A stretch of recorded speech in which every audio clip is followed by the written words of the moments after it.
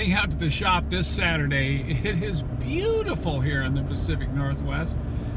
It's blue sky, I can see for miles. I'm thinking, you know, do I really want to go work at the shop on such a beautiful day? Well, we're going on a Mercedes event tomorrow in a cruise of Skagit Valley, so I've got to get out to the farm and pull out the car that we're going to take on this cruise. And looking off to the east here, take a look at Mount Baker. Isn't it beautiful? That mountain is only about a 25-minute drive from where I'm building my log cabin. Well, you can get a sneak peek here. I think you can see which car I'm going to drive tomorrow. We'll get this door open.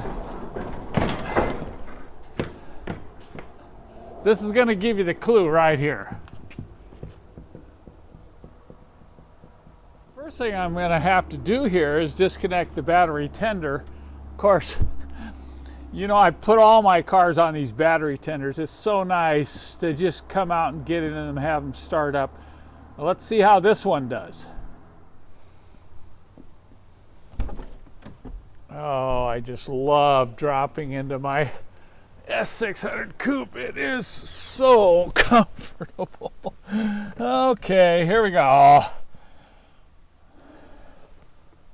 Now, it's been about a month since I fired this thing up. Oh, nice.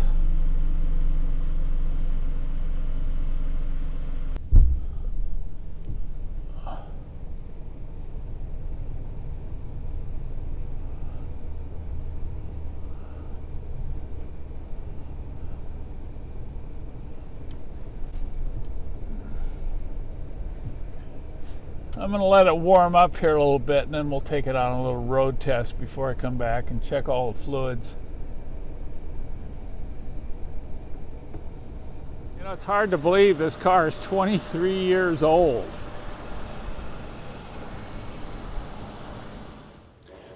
Of course, anytime I pull a car out of storage and before I hit the road, I'm going to check it over. We're going to give it a good pre-flight inspection here.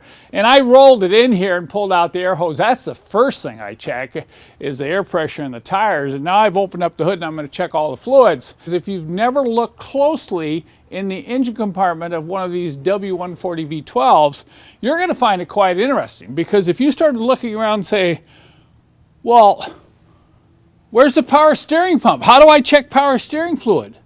What about the pump for the rear suspension, the hydraulic fluid level? Where's that at? And you might not even see the transmission dipstick. Of course, you can see the engine dipstick. That's the only thing that's really obvious. So let me show you what I mean as I go around and check the fluids here. I mentioned earlier the dipstick. Obviously, this is engine oil. I'm going to show this to you. But as I pull the dipstick out, you're going to see a really good example of what I feel is some of the extreme engineering that was done on the W140 chassis. Look at this as I pull the dipstick out. Look at these. Those are little plastic rub blocks, so that when you shove the dipstick in, it goes in and out very smoothly. Have you ever tried to put a dipstick in, you know, and it binds up? Well, look at that. I can just move this dipstick all the way out. There's my high and low marks there. Look at how nice that goes in and comes out.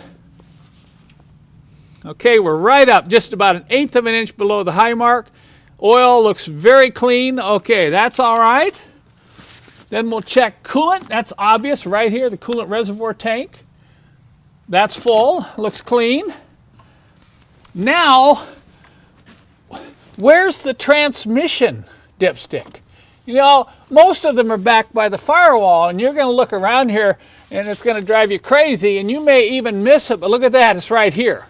Now here's another good example of some of this engineering I'm talking about, is the latch mechanism for the dipstick cap. You know, a lot of times you got to get your hand down there and kind of pry this red lever up and pull it out on these older models. But look at this. I just take this lever, push it up like that and over, and then I can lift the dipstick out. Now look at the dipstick. It's coil wire. So obviously that's got to go at a weird angle, but the dipstick is even a special design. Now I can't check the dipstick level here. I've got to run the car, get the transmission warm, come back after my road test and I'll check transmission fluid level with the transmission fluid hot and the engine idling in park. Okay, now power steering. Most of the time you get over here, the power steering pump's located on the front driver's side of the engine. I can't see nothing. So you'd probably have to pull out the owner's handbook because literally I can't see anything that's obvious. But watch this. What do you think that is right there? Hidden under these covers. Look at that. That's the reservoir for the power steering fluid. Let's take a look. Check that level. Okay, look at that. It's right at the minimum. I'll probably go get a little and add a little so it's between minimum and full. Now as I put this cap back on over the top of that reservoir, I want to talk about the covers inside this engine compartment on the W140. It's really extreme. You would not know that there is a reservoir right here, but because there's a cover here with a little handle, you think, aha, there's no wording on it, there's no designation. Now here is a cover, you see a light bulb. So obviously this cover comes off to get to the light bulbs. So you look at the engineering on the covers alone in the W140, you're thinking, man, they went to a lot of work to hide everything and make it look really nice. So this is where I pull the cover off to check the hydraulic fluid for the rear suspension. Okay, that's right up to the full mark. Then I'll go ahead and snap this cover back in place. Now I'll come over here and check brake fluid. They hide the brake master cylinder on here. It's even hard to fill it with this cover on the top, but you can look here and see the levels right up to the top. So brake fluid's fine. Well, everything looks good. I'm going to get in and run it around the patch a few times to make sure engine temperature's okay, oil pressure's okay. And then we're going to take off tomorrow on a Mercedes club event. My daughter Kai and her husband and Linda and I are getting together in this car, and we're going along with the club on a beautiful cruise through Skagit Valley. So I'll take the camera along. Maybe next Saturday I'll show you some of the pictures of our little event tomorrow with the Seattle section. So you can tell it's a little cold out here, so I'm not going to shoot any more video outside, but I'm going to go inside now. And I'm going to do a little treasure hunting today. That's what I'm going to spend most of the day today doing, is I'm looking for treasures. And follow along and you'll see what I mean. Well, here you are. I have never filmed this before. No one on YouTube has ever seen my hidden treasure trove. I call it my old parts den. So I'm going to bring you in here and show you some of my treasures. I know, what do they say? What's one man's treasure is another man's junk. Well, I'll let you decide. But for a Mercedes guy, yeah, there's some treasures in here. Just take a look. I've got all this stuff hidden in here. It's probably been in here for over 15 years. But today, I'm specifically looking for something for old gold. So I'm going to come in here and see if I can find the correct radio for my 300 SEL 4.5. Look at all these radios that I've collected over the years. Some of these are pretty old. I'm sure some of you who've been around Mercedes for a long time are going to recognize some of these. But I guarantee there are some treasures lurking back here. Anybody need a cylinder head? Well, there's some real interesting cylinder heads. Right there are two cylinder heads for an M189 engine, and those are very hard to find in good condition.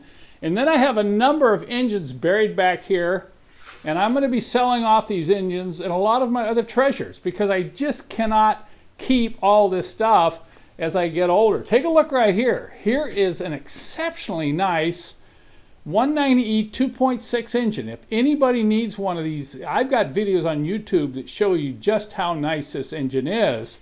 And then over here I've got a 240D, came out of an 82, I believe, 240D, a good running 4-cylinder diesel. Here's an OM 617 turbo diesel core But right over here is a very good 6-cylinder fuel-injected engine that I pulled out of a 1969 280 SE Coupe. This is a very, very good engine. This engine over here, I don't know the history out of it. It's also out of a 280 SE sedan. And then over there in the corner, I've got a 4.5. That came out of a 1972 280 SEL 4.5. And that was a good running engine when I pulled it out of the car almost 20 years ago. Now right here, some of you might recognize this. I'm not going to tell anybody what this is, okay? But maybe some of you can chime in the comments and tell me what this engine is right here.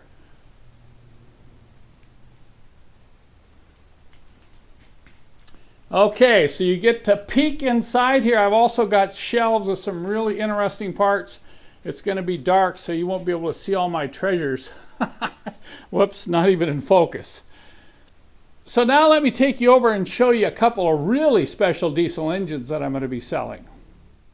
Before I go over there, I got to show you this. Does anybody know what this is? This is a real treasure. And how about these old fuel injection pumps? Anybody recognize what these came off of? There's got to be a treasure or two on this table here. Let's take a look at this, get it out in the light. All right. Those are treasures indeed, particularly if they work. I'm going to let you guess what those are. I am going to go through all the Hirschman power antennas I have. The ones that are working, I'm going to resell as working antennas. And the ones that do not work, I'm going to sell as parts antennas, because I know a lot of you out there, if you're trying to restore these old Hirschmans, you need parts and they're just not available. Now I know some of you are going to say, Kent, that's not a treasure. Those are just nuts and bolts. But look at how many nuts and bolts I've collected over the years. Now all these nuts and bolts are out of diesel engines, so if you need a few nuts and bolts, let me tell you, just a few things can come in real handy. So what I've done is I've taken these bolts here and I've spread them out and taken pictures, and I'm selling them as bags of bolts, okay? Anywhere from $15 to $20. If you have an old Mercedes, a diesel in particular, having the extra bolts around can be really handy. And then I've gone and taken a lot of the body hardware. You can see most of this hardware is off doors or fenders. And I've put this in bags so that I'll be putting all this on my website. It's kind of, okay, here is Kent's grab bags of treasures. All right. All right, now let me show you those two diesel engines. But this is a really nice diesel engine. Now let me show you the other one that you can overhaul if you want to. Now I should mention again, we do not ship these. You have to come to Bellingham. All the engines, all the seats, all the fenders, everything I'm going to show you next week as well. The big items, you have to come and pick them up. It's just too much work to try to ship these. Now let me show you a 240D engine that has great potential. This is a good block assembly that came out of a 1983 240D. I have everything you'd need to rebuild this engine as a long block. You're going to have to put all your own accessories, but I have a really good cylinder head, excellent crankshaft, and then we've got a few things like the valve cover and the pan and miscellaneous parts. So I'm going to sell these as a package. You'll have to come and pick this up. Let me show you the new parts that go with it. Let me show you the pistons and rods. You can see here there's hardly any wear at all in those rod bearings. So the crank is really nice. The pistons can't be used because there's a little bit of excessive ringland wear in the top piston. And that's why I bought a set of new pistons. Now these new pistons are very, very expensive. These are Mahle pistons. They come with the wrist pin, and they also come with new rings installed. So there's a brand new set of pistons that will go with this engine, along with new liners. You're going to have steel liners that have to be put in that block at a machine shop. And then I also have all the bearings, both the connecting rod and main bearings. We have exhaust valve guides. I don't think we have all of them. It looks like there's 5 of them. The thrust bearings in there. And then you have both the upper and lower gasket sets. So all the expensive parts for the engine So all the expensive parts for overhauling that 240D are going to be included. Now, once again, I know some of you are going to have questions about all this. I will not be able to answer questions if you leave a comment with a question, so I just won't even approve it. You have to go to the website and put treasure or treasures in the search box, and it will take you to this engine, explain it in detail, give you the price. It'll also give the price of the other 300D engine I just showed you, as well as all the other engines that I showed you in this shop here. And then in the months to come, remember this is February 2018, in the months to come, I'm going to put a lot of things up. So you can just come back to my website and put treasure or treasures. Those are the key search words that will take you to all these items I'm going to be selling off over the next 6 months. Now just wait until next week when you get to see some of the sheet metal parts I've stashed away.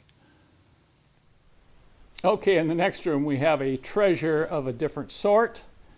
But I also have quite a few RC model airplanes that are going to be sold over the next 6 months. So if any of you are RC enthusiasts, let me know. These will not be shipped. You'd have to come to Bellingham, but I'll be putting a list of these up for sale on my website as well. So next week I'll probably take you upstairs and show you a lot of the sheet metal parts I have. Now keep in mind, please do not leave a comment asking if I have this or I have that. I'm not going to be able to answer those type of questions. Just go to my website and put treasure or treasures in the search box, and everything I have listed will be up. Now this will be going on over the next 6 months, so you might want to check back, because I'm not going to get all this listed up on my website by the time I post this video. But once again, just go to my website and put treasure or treasures in the search box. And happy treasure hunting to you all until I see you next week.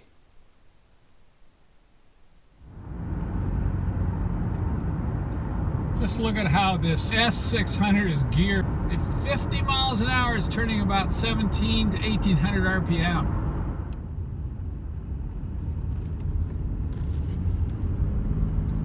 It's so nice cruising down the countryside. I think you'd love coming along for a cruise in this car with me. Now I want all of you to go cruising tomorrow. Have a good time.